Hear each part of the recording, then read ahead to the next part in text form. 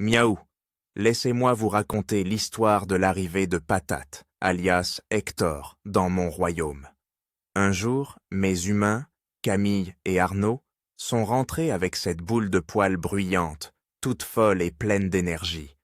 Moi, Léon, le roi de cette maison, j'ai immédiatement su que quelque chose n'allait pas.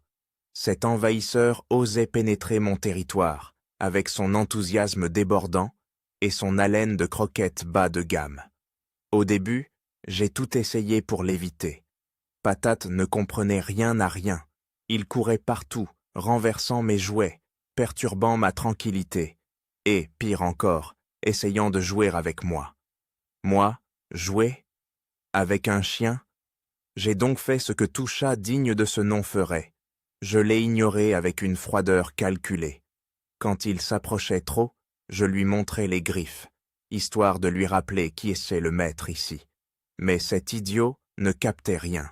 Plus je le repoussais, plus il revenait, la queue frétillante, tout content de se faire rejeter. Hector? Un nom de héros pour un tel nigaud? Franchement, Patate lui va mieux. Avec le temps, j'ai dû m'adapter. Cette intruse a fini par s'installer, prenant de la place dans la maison et dans la vie de mes humains. Il a ses propres jouets, son espace, et surtout, leur attention. Moi, j'observe tout ça de loin, toujours avec cette dignité qui me caractérise. Mais, un jour, quelque chose d'étrange est arrivé. Alors que je me prélassais sur mon coussin préféré, Patate est venu se coucher à côté de moi.